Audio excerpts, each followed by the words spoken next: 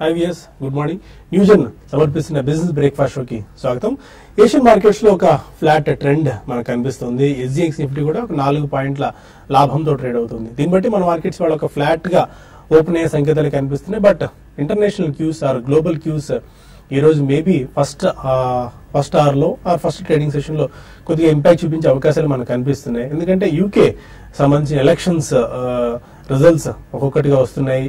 అనుకున్నట్టుగా తెరిసా మే విజయం సాధించే దిశగా అయితే ఆమె అడుగులు పడుతున్నట్టుగా కనిపించట్లేదు. తెరిసా మేకి ఇది ఒక షాక్ లాగా కనిపిస్తుంది. కన్జర్వేటివ్ ది ఇంపాక్ట్ చాలా ఎక్కువగా ఉండేట్టు కనిపిస్తుంది. ఎందుకంటే వాళ్ళు ఆశించిన స్థాయిలో ఫిగర్ వచ్చేట్టు కనిపించట్లేదు. మేబీ హంగ్ పార్లమెంట్ కూడా రావచ్చేమో యూకేలో ఉన్న ఒక ఊహాగానాలు చాలా బలంగా వినిపిస్తూ వస్తున్నాయి.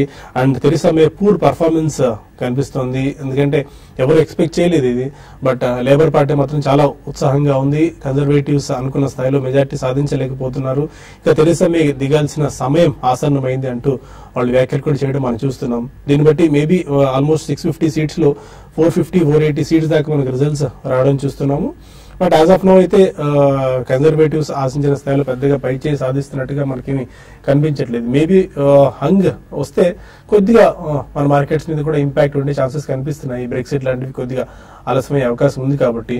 బట్ మేజర్ బ్రెక్సిట్ లాంటి ఇంపాక్ట్ అండ్ ట్రంప్ లాంటి ఇంపాక్ట్స్ కూడా మన మార్కెట్స్ ఇప్పటికే ఆ షాక్ నుంచి చాలా త్వరగా కోలుకున్నాం మనం.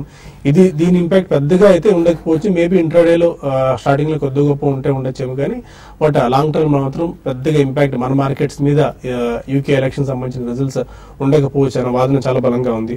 అండ్ నిన్నటి మార్కెట్స్ ఒకసారి చూస్తే 9650 అనేది కీలకమైన లెవెల్ అని చెప్పి మనం పదే చెప్పుకుంటూ వస్తున్నాం. ఒక స్ట్రాంగ్ సపోర్ట్ లెవెల్ గా ఉండేది. బట్ దాని దిగువన నిన్న క్లోజ్ అయింది. మేబీ నిఫ్టీ ఆర్ మార్కెట్ ఈ టైంలో కొద్దిగా టైట్నెస్ అయినట్టు చూస్తున్నాము. మరి కొద్ది రోజుల పాటు అంటిల్ అన్లెస్ ఒక స్ట్రాంగ్ మనకి ఒక కిక్ స్టార్ట్ ఇచ్చే క్యూ ఏది యాజ్ ఆఫ్ నో లేకపోవడంతో మార్కెట్స్ మేబీ ఇదే సైడ్ వేస్ లో ట్రేడ్ అయ్యే అవకాశాలు మనకు కనిపిస్తున్నాయి. అంటిల్ అన్లెస్ మనకు ఒక స్ట్రాంగ్ బూస్టర్ లాంటిది ఏదైనా markets in terms of news అనుకోవచ్చు or in terms of domestic factors or international factors గా ఒక స్ట్రాంగ్ క్యూ ఏదైనా వస్తే అప్పుడు markets maybe next leg of ర్యాలీకి ఉండే ఛాన్సెస్ కనిపిస్తున్నాయి. యాజ్ ఆఫ్ లో ఇదే 9600, 9650 ఆర్ మేబీ 9600 to 9700 బ్యాండ్ అని మార్కెట్స్ ట్రేడ్ అయ్యే అవకాశాలు చాలా స్పష్టంగా మనకు కనిపిస్తున్నాయి. అండ్ నిన్న మరొక మేజర్ న్యూస్ మనకి ఎఫ్బిఐ డైరెక్టర్ జేమ్స్ కామీ చేసిన టెస్ట్ మనీ ప్రకటన కావచ్చు. పెద్దగా ఫైర్ బాల్స్ ఉంటాయనుకున్నాము. బట్ ఎలాంటి ఫైర్ బాల్స్ లేకుండా చాలా చప్పగా సాగిపోయింది. ట్రంప్ మీద ఆయన అనేక ఆరోపణలు చేశారు. బట్ టెస్ట్ మనీలో మాత్రం దానికి సంబంధించిన పెద్ద ప్రకటనలు కానీ లేకుంటే పెద్దగా వివాదాస్పద వ్యాఖ్యలు కానీ ఆయన చేయలేదు. దీన్ని బట్టి ట్రంప్ కూడా ఇమీడియట్ గా అక్కడ వచ్చిన కష్టం ఏమీ లేదు అనేందుకు కష్టం ఏది లేదు అని మనం భావించవచ్చు. అండ్ మరొక ఇంటర్నేషనల్ క్యూ ఈసీబీ కూడా స్టేటస్ కో మెయింటైన్ చేస్తూ వచ్చింది. దీని ఇంపాక్ట్ కూడా పెద్దగా కనిపించేది మనకు లేదు. ఇంటర్నేషనల్ పాయింట్ ఆఫ్ వ్యూలో అయితే మనకు కొన్ని మిక్స్డ్ రియాక్షన్స్ ఉన్నా కానీ దాని ఇంపాక్ట్ పెద్దగా ఉండకపోవచ్చు. So no need to worry of global tensions or global cues. ఇక దేశీయంగా మన మార్కెట్స్ నిన్న ఫార్మా ప్యాక్ చాలా అత్యద్భుతమైన పర్ఫార్మెన్స్ మనం చేయడం చూస్తున్నాము. ఆల్మోస్ట్ 2.5% దాకా మనకు నిఫ్టీ ఫార్మా ఇండెక్స్ లో ర్యాలీ కనిపించింది. సన్ ఫార్మా లాంటి స్టాక్స్ లోనే మనకు 300 crores of delivery based buying కూడా కనిపించింది. దీన్ని బట్టి ఫార్మా ప్యాక్ లో మేబీ ఎఫ్ఐఎస్ కంటే డిఐఎస్ ఎక్కువగా ఇంట్రెస్ట్ చూపిస్తూ వస్తున్నారు. అండ్ మేబీ యాక్షన్ వర్స్ట్ అయిపోయి ఫార్మాలో కొత్త యాక్షన్ బిగిన్ అయ్యే ఛాన్సెస్ కూడా కనిపిస్తున్నాయి. సన్ ఫార్మా లాంటి స్టాక్స్ అనుకోవచ్చు, నాట్కో ఫార్మా లాంటి స్టాక్స్, బయోకాన్, డాక్టర్ రెడ్డిస్ ఇవన్నీ అవుట్ పర్ఫార్మ్ చేసే అవకాశాలు ఇక్కడి నుంచి కూడా చాలా స్పష్టంగా మనకు కనిపిస్తున్నాయి. డాక్టర్ రెడ్డిస్ ఆల్మోస్ట్ 4% దాకా పెరిగింది. క్యాప్లిన్ ల్యాబ్స్ 3.5%, నాట్కో ఫార్మా 1000 పైన చాలా పటిష్టంగా ట్రేడ్ అవుతుంది. నిన్న ఆల్మోస్ట్ ఒక 3% దాకా లాభపడింది. ఎస్టర్ బై 2% గెయిన్స్ తో క్లోజ్ అయింది. జన్బుక్ ఫార్మా ఈ స్టాక్ 15% దాకా నిన్న మనం గెయిన్ అవడం చూస్తున్నాం. మేబీ రాబోయే రోజుల్లో ఫార్మా ప్యాకింగ్ కొద్దిగా కన్సిడర్ చేయొచ్చాము. బట్ దీని మీద మిక్స్డ్ ఒపీనియన్స్ ఉన్నాయి. ఒక డిబేటబుల్ సబ్జెక్ట్ గా ఉంది. వర్స్ట్ ఇంకా అయిపోలేదని కొంతమంది అంటుంటే మేబీ వర్స్ట్ అయిపోయింది. ఇంతకంటే వర్స్ట్ ఏముంటుంది. మనకు దివీస్ ల్యాబ్స్ లాంటి స్టాక్ 500 రూపాయలకు, సన్ ఫార్మా లాంటి స్టాక్ కూడా 500 రూపాయలకు వచ్చేసింది. అండ్ డాక్టర్ రెడ్డిస్ లాంటి స్టాక్ కూడా ఇక్కడ 3-3.5 వేల స్థాయి నుంచి 200 వేలకు దిగి వచ్చింది. ఇంతకు మించి వర్స్ట్ ఉండకపోవచ్చు అన్న వాదన చాలా బలంగా ఉంటే లేదు. ప్రైజింగ్ పాయింట్ ఆఫ్ వ్యూలో అనుకోవచ్చు, మార్జిన్స్ పాయింట్ ఆఫ్ వ్యూలో ఇంకా ఎక్కువ ఉండొచ్చు అని మనకు వాదన ఉంది. బట్ ఏమున్నా సరే ఫార్మా ప్యాక్ లో ఇక్కడి నుంచి కొద్దిగా మనకు అప్ సైడ్ ఉండే ఛాన్సెస్ కనిపిస్తున్నాయి. వాళ్ళకి ఇప్పుడు దాకా ఉన్న సినారియో అనలిస్ట్ ఏమంటున్నారో అడిగి తెలుసుకుందాం. ఫస్ట్ టెక్నికల్ వ్యూ తెలుసుకుని తర్వాత జగన్నాథ్ గారి ఫండమెంటల్ వ్యూ కూడా మనం తెలుసుకుందాం. 9650 బిలో నిన్న గారి క్లోజ్ అవడం చూస్తున్నాము.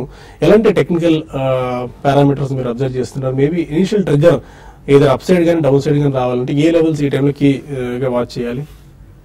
ఓవరాల్ గా మార్కెట్ చూస్తే మనకు షార్ట్ టర్మ్ లో మీడియం టర్మ్ లో బాగా స్ట్రాంగ్ గానే కనిపిస్తుంది. లాస్ట్ 2-3 వారాలు మనం చూసాము మార్కెట్ 9700 దగ్గర కన్సాలిడేషన్ అయింది. బ్యాంక్ నిఫ్టీ 23,500 దగ్గర చాలా స్ట్రాంగ్ కన్సాలిడేషన్ రావడం చూసాము. ఆర్బీఐ కేర్ పాలసీ కానీ ఆ తర్వాత ఇంటర్నేషనల్ మార్కెట్స్ లో వచ్చిన పరిమాణాలు, బార్డర్ టెన్షన్స్ అన్ని కూడా తట్టుకొని మన మార్కెట్ చాలా స్ట్రాంగ్ గా ఫర్మ్ గా స్ట్రాంగ్ గా ఉండడం మనం చూస్తున్నాము.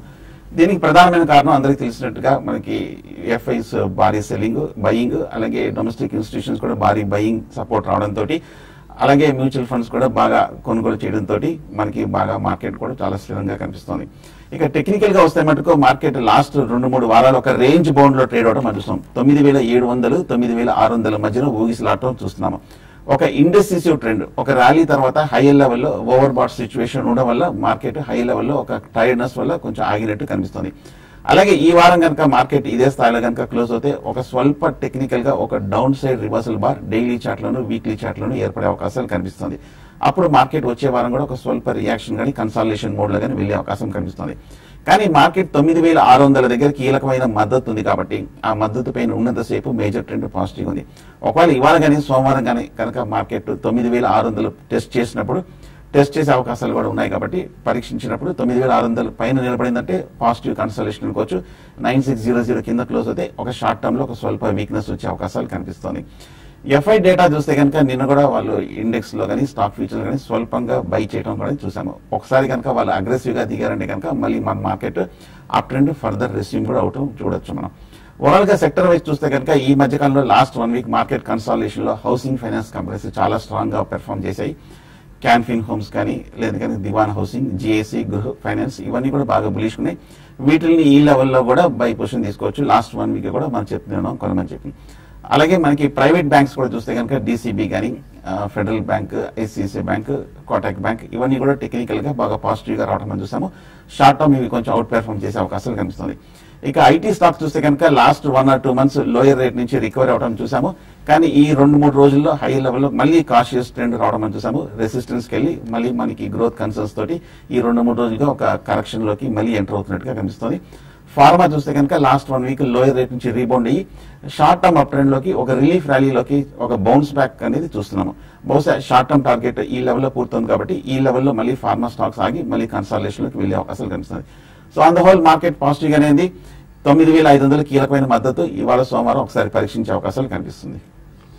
Okay fine. ఇంకా కొన్ని కాల్స్ కూడా మనం తీసుకుందాం. బ్రేక్ తర్వాత జగన్నాథం గారు కొద్దిగా ఆలస్యంగా వస్తున్నారు. ఫండమెంటల్ వ్యూతో పాటు కొన్ని స్టాక్ స్పెసిఫిక్ రికమెండేషన్స్ కూడా ఆయన అడిగి మనం తెలుసుకుందాం. కాలర్ ఉన్నారు నవీన్. హలో చెప్పండి సార్. నా పేరు నరేంద్ర అండి. నరేంద్ర. నేను long term investor. Okay.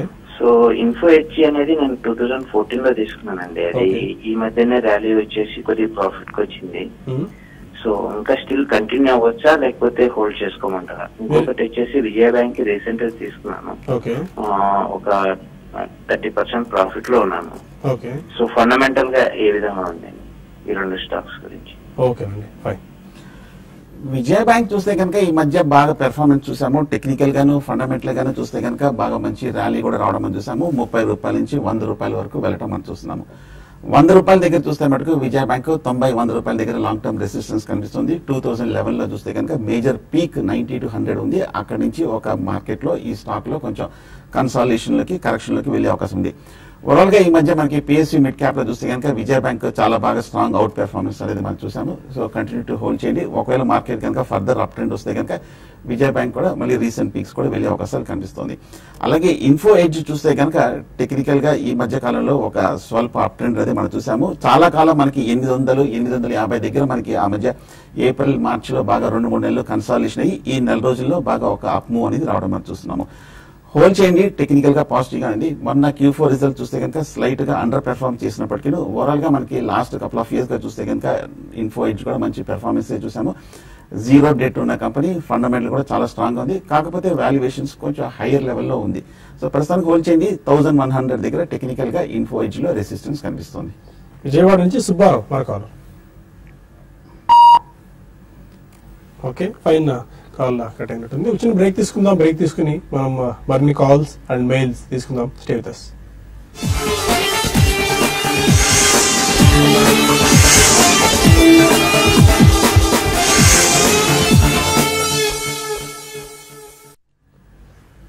Welcome back to news and business breakfast. Jagannathan గారు కూడా జాయిన్ అయ్యారు. Good morning.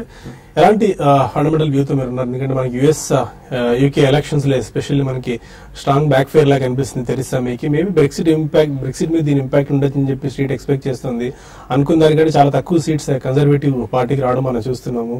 ఎలాంటి ఇంపాక్ట్ ఉండొచ్చు, అసలు ఉంటుందా ఇంపాక్ట్ మన మార్కెట్స్ మీద? యాక్చువల్లీ 2 weeks లో బ్రెక్సిట్ నెగోషియేషన్ స్టార్ట్ అవుతుంది. నెగోషియేషన్ అంటే ఎటువంటి ఎగ్జిట్ అంటే బయటకు వచ్చేసేటప్పుడు బ్రిటన్ యూరోపియన్ యూనియన్ ఎటువంటి రిలేషన్స్ ఉండాలి, ఎటువంటి ఫైనాన్స్ రిలేషన్స్ ఉండాలి, అవన్నిటికీ నెగోషియేషన్ ఏంటంటే ఇంకొక 2 weeks లో స్టార్ట్ అవుతుంది. తెరిసా మీ ఉద్దేశం ఏంటంటే ఈ ఎలక్షన్స్ లో చాలా ఎక్కువ మెజారిటీ వస్తే తనకి ఆ నెగోషియేషన్స్ టైంలో తన స్ట్రెంత్ లో ఉంటుందన్న అని ఆమె రిస్క్ తీసుకున్నారు ఆవిడ. కానీ ఇప్పుడు అంత మెజారిటీ వచ్చేట్టు కనపట్లేదు. అసలు ఆవిడ పదవిలోకి వస్తారా లేదన్న డౌట్ కూడా వస్తుంది.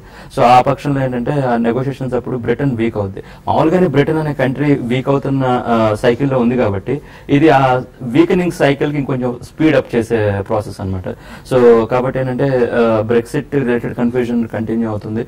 బ్రెక్సిట్ ఉంటుంది అంటే బ్రిటన్ యూరోపియన్ యూనియన్ నుంచి బయటకు వెళ్తుంది, కానీ ఆ నెగోషియేషన్ స్టేజ్ లో బ్రిటన్ కి అంత కంట్రోల్ రాకపోవచ్చు. నేచురల్ యూరోపియన్ యూనియన్ అంటే జర్మనీ ఆ కంట్రీస్ కి ఎక్కువ కంట్రోల్ వచ్చే ఛాన్స్ ఎక్కువ ఉంది. సో ఈ మొత్తం మీద ఏంటంటే మార్కెట్ కొన్నా కూడా షార్ట్ టర్మ్ ఇంపాక్టే, కానీ Britain as a country week అవుతుంది అనడానికి ఇంకొక క్లియర్ సంకేతం. అండ్ ఎస్పెషల్ నిన్న మార్కెట్స్ లో కొద్దిగా టైట్నెస్ చూస్తున్నాం. కన్జర్వేషన్ మనకి ఎక్కువ కన్సల్టేషన్ కనిపిస్తుంది మార్కెట్స్ లో. చాలా రోజులు వాటి ఇదే ప్రైస్ బ్యాండ్ 9,600 నుంచి 9,700 మధ్య కొట్టుమిట్టాడుతూ వస్తుంది. నెక్స్ట్ అప్ సైడ్ బ్రేక్అవుట్ రావడానికి ఏ మేజర్ ట్రిగ్గర్ ఉపయోగపడుతుంది? నెక్స్ట్ మేజర్ ట్రిగ్గర్ ఏమున్నాయి మార్కెట్స్ కి టైంలో? ఇప్పుడు జాగ్రత్తగా గమనిస్తే ఎఫ్ఐ ఇన్ఫ్లోస్ ఆల్మోస్ట్ లేనట్టే చెప్పుకోవాలండి. ఇప్పుడు యాక్చువల్గా ఏంటంటే domestic mutual funds inflows plus దాంట్లో కూడా ఏంటంటే ఎస్ఐపి మనీ ఏదైతే ఉందో ఆ ఒక్కటే ఇప్పుడు మార్కెట్ నో రకంగా సపోర్ట్ చేస్తుంది. సో ఎఫ్ఐ మనీ వచ్చి సపోర్ట్ చేసేంత వరకు నాకు తెలిసి ఆ రియల్ కిక్ ఏదైతే అంటే రియల్ పుష్ ఏదైతే ఉంటుందో మార్కెట్ కి అది దొరకపోవచ్చు. డొమెస్టిక్ ఇన్స్టిట్యూషన్ ఎస్ఐపి మనీ ఉంది కాబట్టి మార్కెట్ పడకుండా ఆగుతుంది. అంటే ఎప్పుడు కొంచెం డిప్ వచ్చినా కూడా ఏమంటే ఆ మనీ వచ్చి దాన్ని సపోర్ట్ చేస్తుంది. సో కాబట్టి ఏంటంటే ఒక రకంగా 2007లో మనం రీటైల్ మనీ ఎట్లయితే మార్కెట్ ని సపోర్ట్ చేసిందో చూసాం, 2017లో కూడా రీటైల్ మనీనే వస్తుంది, కానీ డైరెక్ట్ గా రాకుండా ఎస్ఐపి ద్వారా వస్తుంది అనమాట. సో ఓవరాల్ గా మార్కెట్ కి అది ఒక రకంగా మంచిది కూడా అనుకోవచ్చు, ఎందుకంటే ఎఫ్ఐఐస్ మీద మన డిపెండెన్సీ తగ్గిందని. అదే టైంలో ఏంటంటే ఎఫ్ఐఐస్ మనీ పెట్టకపోవడం అంత పాజిటివ్ సంకేతం కూడా కాకపోవచ్చు. సో ఓవరాల్ గా ఏంటంటే మార్కెట్స్ ఒక రేంజ్ లోనే ఉన్నాయి, పాజిటివ్ అండర్లైన్ సెంటిమెంట్ ఉంది, దాంట్లో డౌట్ లేదు. ఇన్వెస్టర్స్ ఏంటంటే స్టాక్స్ మీద ఫోకస్ చేయాలి. నిఫ్టీ నెంబర్స్ కంటే కూడా వాళ్ళు కొంటున్న స్టాక్ లో డెప్త్ ఉందా లేదని చూసుకోవాలి. అప్పుడు కరెక్షన్ వచ్చినా కూడా ఒక 3 months లో లేదంటే 6 months లో మీ స్టాక్ మళ్ళీ రికవర్ అయ్యే ఛాన్స్ ఉంటుంది. ఓకే, కొంతమంది కాల్స్ లైన్ లో ఉన్నారు. Kishore next call. Good morning sir. Morning అండి, చెప్పండి. సార్ నేను రెగ్యులర్ ట్రేడర్ని కాదు, కానీ మంత్లీ ఒక 25,000 ఎస్ఐపి చేస్తున్నానండి. ఇది Birla SL small mid cap లో, బిఎస్పి, బిఆర్ మైక్రోలో, ఓకే, వీటిలో ఎస్ఐపి చేస్తున్నాను. ఓకే, ఎలా ఉంటుంది పెర్ఫార్మెన్స్ ఒక ఆఫ్టర్ 15 years ఎలా ఉంటుంది అనేది కావాలండి.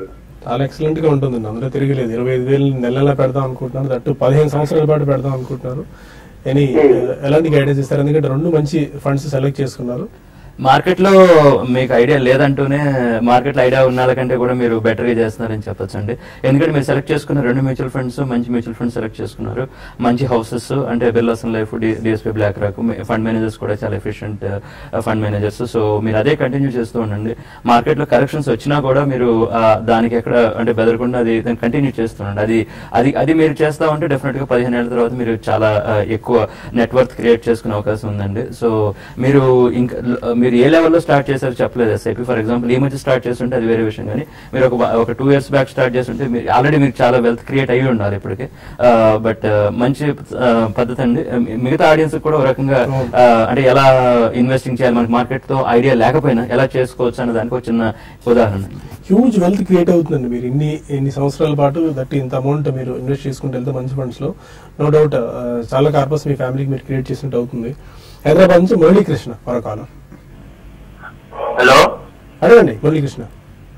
హలో, చెప్పండి. Hello, granules India, okay, Tata coffee, RCL industries. Okay, తీసుకుందాం అనుకుంటున్నారా ఈ స్టాక్స్ ని? ఇది తీసుకుందాం అనుకుంటున్నానండి. ఏంటి ఎట్లా ఉంటాయి? ఎంతకాలం హోల్డ్ చేద్దాం అనుకుంటున్నారు తీసుకుంటే? 2-3 years 2-3 years టైం కూడా Granules and Tata Coffee pick చేసుకోవచ్చా? 2-3 years కోసం అయితే మటుకు 2 స్టాక్స్ అండి. గ్రాన్యూల్స్ ఇండియా కూడా చూస్తే కనుక ఈ మధ్య ఫార్మా స్టాక్స్ అన్నింటిలోనూ చూస్తే కనుక బాగా అవుట్ పెర్ఫార్మ్ చేసిన స్టాక్ 100 రూపాయల నుంచి 150 రూపాయల వరకు పెరిగి కంటిన్యూస్ గా ఈ లెవెల్లో కూడా బాగా స్థిరంగా స్ట్రాంగ్ గా కనిపిస్తుంది. ఫండమెంటల్ గా కూడా చూస్తే కనుక గ్రాన్యూల్స్ ఇండియా కూడా బాగా పెర్ఫార్మెన్స్ అనేది మనం చూసాము. వాల్యుయేషన్స్ కూడా చూస్తే కనుక ఫార్మా స్టాక్స్ అన్నిటితో పాటు గ్రాన్యూల్స్ ఇండియా కూడా ఇంకా కొంచెం అట్రాక్టివ్ వాల్యుయేషన్స్ కనిపిస్తుంది. కాకపోతే మనకి next leg of pharma up trend అనేది స్టార్ట్ అవ్వాలి. స్టార్ట్ అయిందంటే కనుక అప్పుడు గ్రాన్యూల్స్ ఇండియా మీకు ఇంకా ఫర్దర్ గా పెరిగే అవకాశాలు 180 వరకు వెళ్ళే అవకాశాలు కనిపిస్తుంది. డిప్ లో కూడా బై చేయొచ్చు. అలాగే టాటా కాఫీ చూస్తే కనుక ఈ మధ్య 90 రూపాయల నుంచి 140 రూపాయల వరకు పెరిగి ఈ లెవెల్లో 140 దగ్గర కొంచెం కన్సాలిడేషన్ అవుతూ కొంచెం అప్ ట్రెండ్ కి బ్రేక్ పడినట్టు కనిపిస్తుంది. మొన్న Q3 రిజల్ట్ చూస్తే కనుక టాటా కాఫీలో స్లైట్ గా తక్కువ రావడం మనం చూసాము. ఓవరాల్ గా ఫండమెంటల్ గా చూస్తే కనుక last couple of years quarters చూస్తే కనుక చాలా స్ట్రాంగ్ ఫండమెంటల్స్ ఉన్న కంపెనీయే టాటా కాఫీ కూడా. టాటా కాఫీ చూస్తే కనుక ఈ లెవెల్లో 140 దగ్గర టెక్నికల్ గా రెసిస్టెన్స్ ఉంది. Short term medium term up trend పూర్తయి కొంచెం ఒక కరెక్షన్ ఫేజ్ లోకి ఎంటర్ అయ్యే అవకాశం కనిపిస్తుంది. కాబట్టి 110-115 రేంజ్ కి వస్తే కనుక టాటా కాఫీ కూడా లాంగ్ టర్మ్ కోసం పిక్ చేయొచ్చు. గుంటూరు నుంచి అచ్యుత్ మరొకరు అడగండి. అచ్యుత్ సార్, అది ఎన్సిఎల్ ఇండస్ట్రీస్ గురించి జగన్నాథం గారిని అడుగుతున్నాను సార్. చెప్పండి. సరే, 220 కొన్నాం మేము. ఓకే. అవి మా బాగుంటుంది పెరుగుతుందని అందరు చెప్తున్నారు. మనీ కంట్రోల్ లో కూడా ఇచ్చారు. మరి ఏంటని మీరు ఎన్ని స్టాక్స్ తీసుకున్నారు? ఎంతకాలం హోల్డ్ చేద్దాం అనుకుంటున్నారు ఎన్సిఎల్ ఇండస్ట్రీస్? 12 తీసుకున్నాను సార్. 2-3 సంవత్సరాలైనా ఉందాం అనుకుంటున్నాను. Okay. NCL industries long term 2 to 3 years కోసం ఎలాంటి గైడెన్స్ మీరు ఇస్తారు? సరే, నేను యాక్చువల్లీ ట్రాక్ చేయలేదు. మీరు ఏమైనా చెప్తారు sir? NCL industries Hyderabad based company ఎలా ఉండొచ్చు? బాగా పెర్ఫార్మ్ చేసిన కంపెనీ అండి. సిమెంట్ స్టాక్స్ అన్ని కూడా బాగా మేజర్ అప్ ట్రెండ్ లోకి వెళ్ళటం మనం చూస్తున్నాము. అలాగే ఎన్సిఎల్ ఇండస్ట్రీస్ కూడా చూస్తే కనుక 100-110 రూపాయల నుంచి డబల్ అవటం చూసాము. షార్ట్ టర్మ్ లో 220 రూపాయల వరకు పెరగటం చూసాం. ఫండమెంటల్ గా చూస్తే కనుక ఎన్సిఎల్ ఇండస్ట్రీస్ మొన్న Q4 రిజల్ట్స్ స్లైట్ గా Q3 కన్నా కొంచెం కంపారిటివ్ గా తక్కువగా వచ్చినప్పటికీ ఓవరాల్ గా మనకి లాస్ట్ కపుల్ ఆఫ్ ఇయర్స్ చూస్తే కనుక ఎన్సిఎల్ ఇండస్ట్రీస్ బాగా పెర్ఫార్మ్ చేసిన కంపెనీ. వాల్యుయేషన్స్ కూడా చూస్తే కనుక అట్రాక్టివ్ గా కనిపిస్తుంది.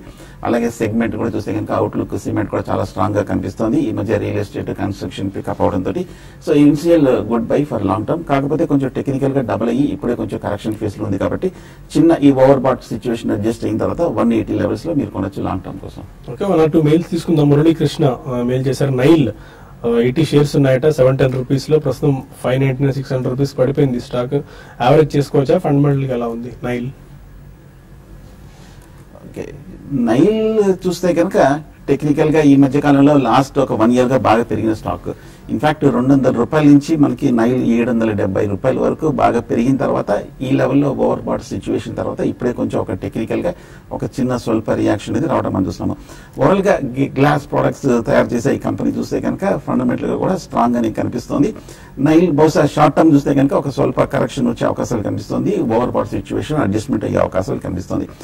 ఓవరాల్ గా మొన్న ఈ లాస్ట్ 2-3 క్వార్టర్స్ చూస్తే కనుక అంతర్గతం క్వార్టర్స్ తో పోలిస్తే మటుకు మంచి పనితీరు చూసాము. అలాగే మనకి ఈక్విటీ కూడా చాలా తక్కువ, జస్ట్ 3 crores ఉంది. కాబట్టి ఏమాత్రం కనుక ఫర్దర్ న్యూస్ వస్తే స్పర్ట్ వచ్చే అవకాశాలు కనిపిస్తుంది నైల్లో.